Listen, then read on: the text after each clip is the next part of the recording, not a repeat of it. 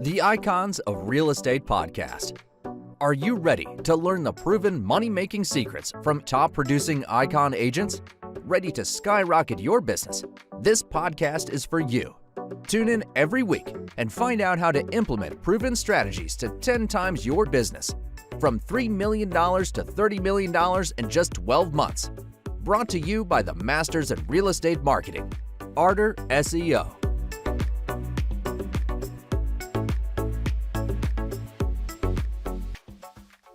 Welcome to the Icons of Real Estate. I'm Tim Calloway. We have a very special guest for you today, Michael Bishop from Bishop Investment Group.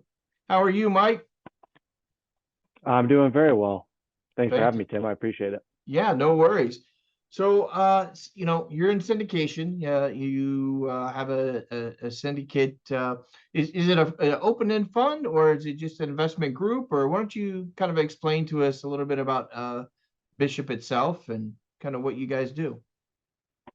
Yeah, happy to. So we don't necessarily operate the funds. We're not actually going out and acquiring the properties ourselves. We're not, implementing the business plan per se. So what we do more so is we focus on educating passive investors in the space. So folks like yourself or myself, where we might be looking to diversify our investment portfolio, and we help people do that through commercial real estate. And the opposite side of that is that we have a pretty long list of partners, of operator partners that we've gone through an extensive vetting process with to onboard them to our platform, that we offer their deals. So through all of these partnerships, which we're at about 12 right now, we're able to kind of find the right fit for any passive investor that's looking to get into commercial real estate. We're all across the country. We're across 3 different asset classes, 12 different operators, bunch of different big cities. So we can kind of always find that solution for everybody, depending on what they're looking for. So, in this unique position that we're in, this unique situation that we're in, we're able to kind of serve both parties and help everybody out. And syndication as a whole is kind of if done right, is a really big win, where a bunch of different parties are involved and everybody can win. So we're just kind of happy to be that intermediary and help everybody win together. Very nice. Very nice. How do you then in that case, since you go that route, how are you well, let me ask you first. How did you get into this? I mean, have you always been in real estate, Mike? Or, did you just nobody falls into syndication. I mean, come on, none of us grow up going, I think I want to be in syndication of properties. So how did you fall into it, Mike? Yeah, that's a good question. Maybe I fell into it a little bit. You be the judge when I after I tell you my story. Right. So I've always had a passion for personal finance and investing and securing your future and retirement and all that stuff. I don't know why. I can't explain it to you. Literally, since I can remember, I've had an interest in all of that stuff, right? So since I was a kid, I thought I'm going to get into something finance related. I went to school, got a job, wasn't finance related, took a job based on the industry and a couple other factors that weren't necessarily the passion part of it. And at that job, I had the opportunity to talk to a couple folks who were doing real estate, and this was in the Austin area. So they had done pretty well by themselves because they had started over a decade ago, the couple that I had talked to. And there was one in particular who built a nice portfolio of single families and small multis in the Austin area. And that's when I started to really realize what real estate can do. Before this, I never really thought of real estate as an investment vehicle or as a way that you can secure retirement or secure retirement income. It just wasn't top of mind for me, So he kind of brought that forth and put it top of mind for me. And that's when I went home and I talked to my wife, then girlfriend, now wife. And I was like, hey, this real estate thing is really, really interesting. We should look into it. I'm looking for a hobby. We're looking for ways to invest our money and we're looking for ways to secure ours and our family's future. And it kind of crosses off all of these boxes, right? So we did, and we bought a house in the Austin market with the intention of doing a live-in, flip, rental type of deal. We were going to buy one every year and then turn it into a rental. Bought the first one, didn't take us very long to realize like we're not going to be able to buy another house in the super hot Austin market in Right. another year, a year out of college. I don't have the funds for that. I don't have the relationships for that yet. It just wasn't going to scale the way that I wanted it to scale. So that's when I kind of started talking to a bunch of different people who are involved in real estate in different ways. Um, just reaching out to people, offering coffee, lunch, whatever for whoever would talk to me. And I got a bunch of different people to respond. Some people were just phone calls, some people were back and forth emails, some people decided to meet in person. And that's how I met who turned out to be my mentor and is still my mentor to this day. Nice. And he introduced me to the syndication space. And when I started learning about the syndication space and particularly what he did in the space, which was capital raising, which is my primary responsibility now, it was just this perfect clash between real estate and the personal finance part of it Right. and investing and helping others invest, right? So I knew at this conversation that I needed to get involved because it was just so perfect for my interest and my passions and what I was looking for. And yeah, after that meeting, that was in late September of 2017. I left that meeting, had a conversation with my wife, then girlfriend, now wife. I had some hesitation. I'm gonna tell her you keep saying that, Mike. I keep saying wife. It's wife, either way. It's right? wife. Come on. Go ahead, Yeah. man. I'm sorry. Yep. Yeah, no worries at all. Yeah, don't worry about it.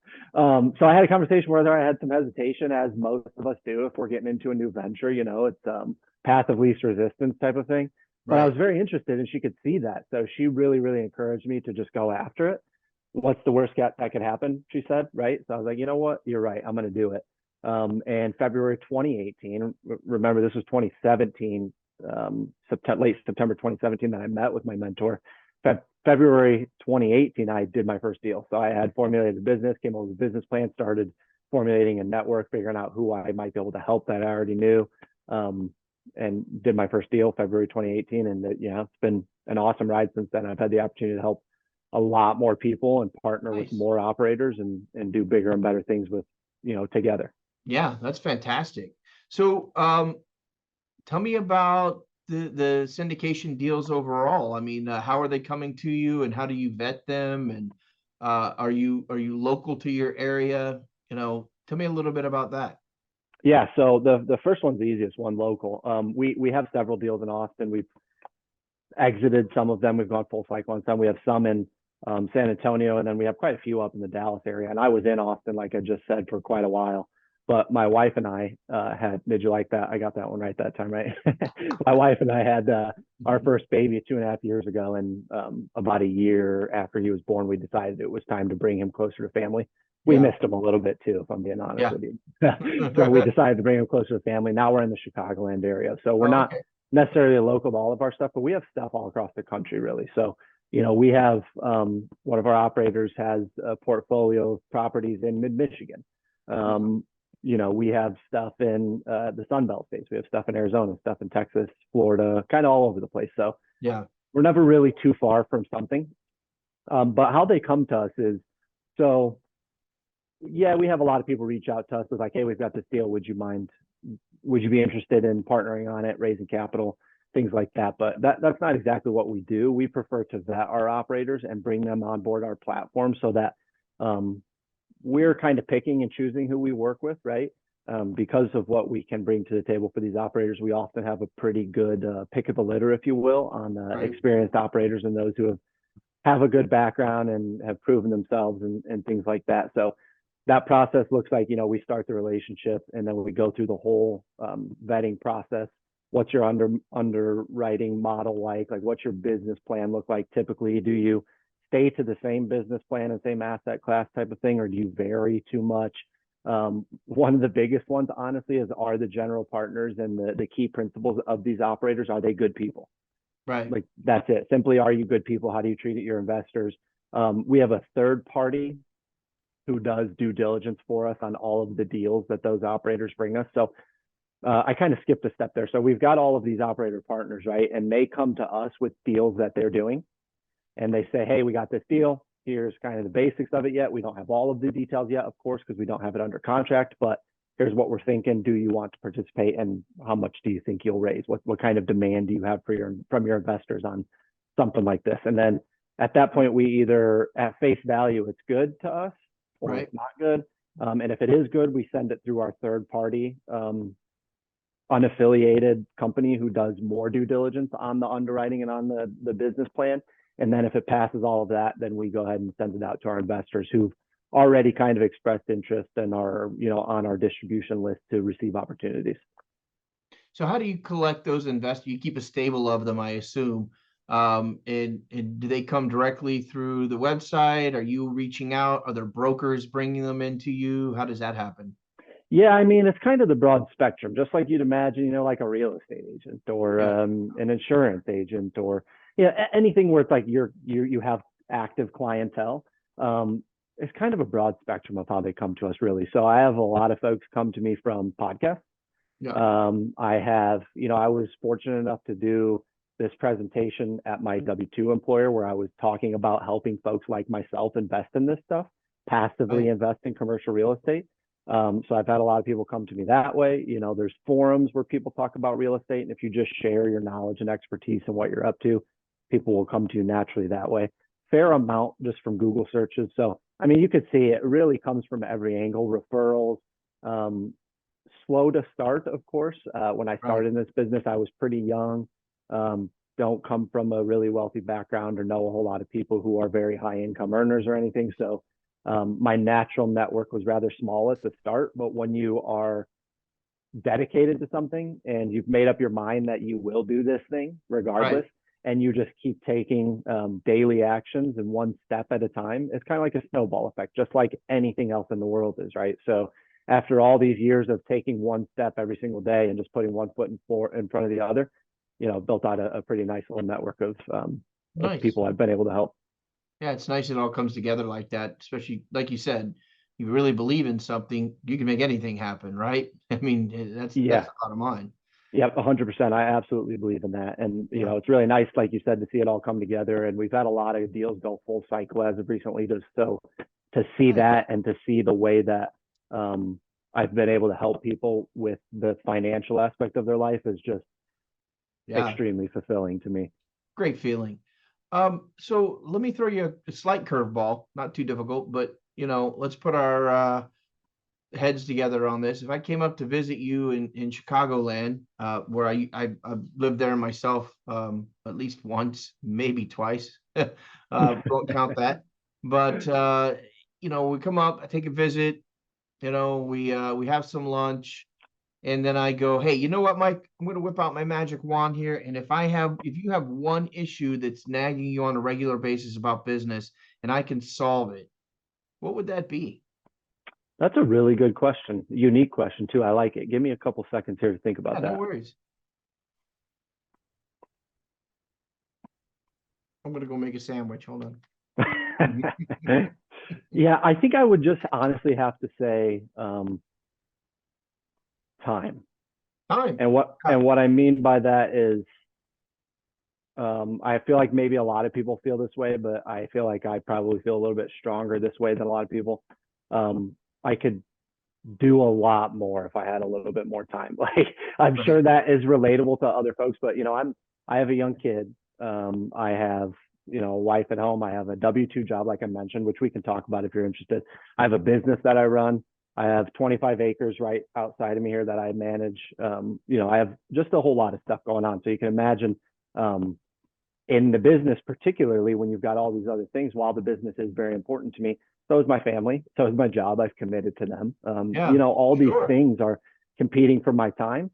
So it's often an issue that I'm facing that it just feels if I could have another hour in the day, I can make more progress or help more people type of thing. So that would be one I would pick top of mind. Give me another hour. I'd probably come up with 3 or 4 more. But see, you have no time, so I can't give you another hour. You can't, you can't, even if you wanted to. Cycle? Exactly. And you see how it's nagging me? Yeah. So that is solvable though. I mean, and you already know it. It's just a matter of disseminating or where and how. But it's just finding good people to surround yourself with to take things off your plate at the end of the day.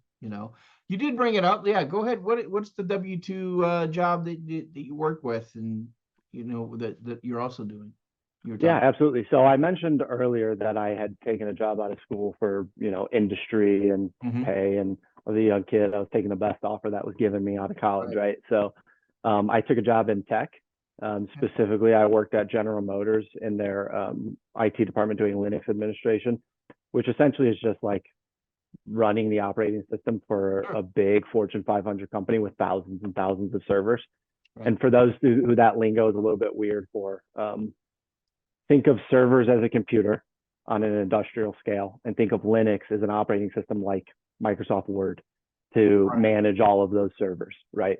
So I did that for quite a while. I was in Austin for that specifically. And then 2 years ago, I left to go to Salesforce, big CRM company. A lot of people have heard of them, but I do site reliability there, which is essentially just making sure that the infrastructure and product and service is available and resilient for customers. So, it kind of ties in a little bit to what we were just talking about too, because what I do at job is a lot about, or at job, what I do at my job, at work, is a lot about.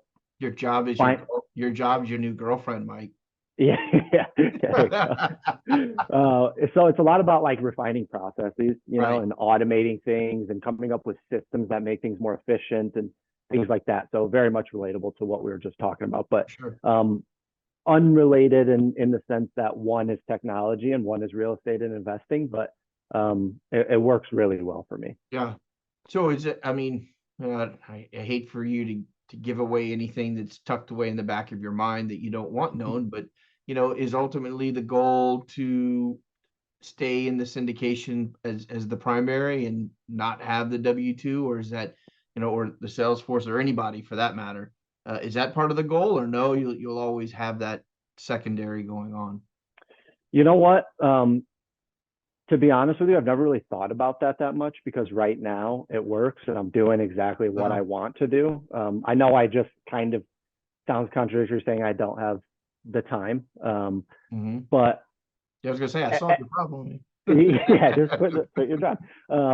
No, it's just like I find my job very, very interesting and it's fulfilling to me. And it challenges me daily. It sharpens my mind. It forces me to learn new things, forces me to get good at making those connections and working cross-functionally type of thing. So it all translates over to the business as well. And I could say the same thing about the business over to the W-2 job, but right now I just don't see either of them really conflicting with one another enough to justify leaving one for the other.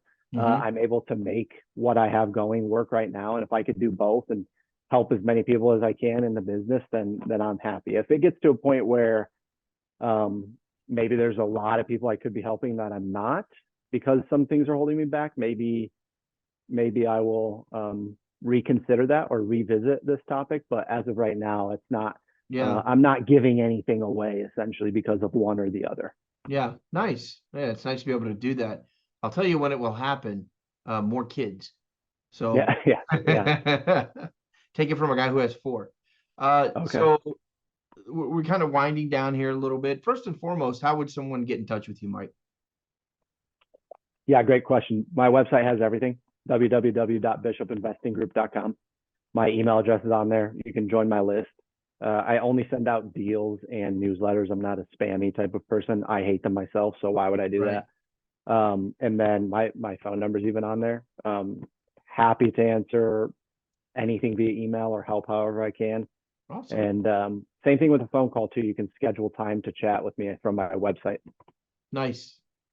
So, I always say, you're the hit record and I'm the DJ just spinning it. It's your show, take us out. Share with us anything on your mind, your heart, your soul that you want. It could be about family, it could be about your pet dog, it could be about Salesforce, whatever you think, people need to know that you haven't been able to share with us. Yeah. So, I'll keep it kind of in line with what we've been talking about in the business and kind of my mindset around my passions, as I talked about personal finance and investing and things like that, and kind of relate it to what's going on in the world right now. I know people are nervous about the market and there's a lot of uncertainty, interest rates skyrocketing, people losing their jobs, things like that happening. And a lot of folks that I talk to just are not sure what to do at this point. And by no means am I the end all be all or know everything or have all the answers, but all I can tell you is how I feel about it. And personally, kind of like this, the same approach I take to the stock market is with syndication, with the business, is sitting on the sidelines, in my mind, is always more dangerous than doing it. Taking that risk, while it might be scary, while times might be uncertain, while it might not be the golden years of real estate syndication that were here 3 or 4 years ago. Sitting on the sidelines, holding your money in cash, holding it in your typical savings account, you lose right out of the gate, especially the way inflation is going right now. So syndication or not, whether you just want to throw it into some index funds or what have you and let it ride, these things always recover. They might go down now, but in the long term, 99% of the time you're better off than mattress money, I like to call it, whether that's a savings account or cash. So that's always top of mind for me right now, just because everything that's going on and because of what interests me and my business. So I always like to share that thought with people, and maybe for some it'll help calm the nerves a little bit. There you go. That's pretty sage advice from a young guy with a girlfriend. And no, I'm kidding. I'm not going to get anybody in trouble here. No, good advice, Mike. I liked it. I liked it a lot. Definitely like to catch up with you in the next 3, 6, 9 months, see where things are at, Yeah, absolutely. And I appreciate you being on the show, Mike. Yeah, I had a great time and I appreciate you having me. Have a great weekend. Thank you. You too.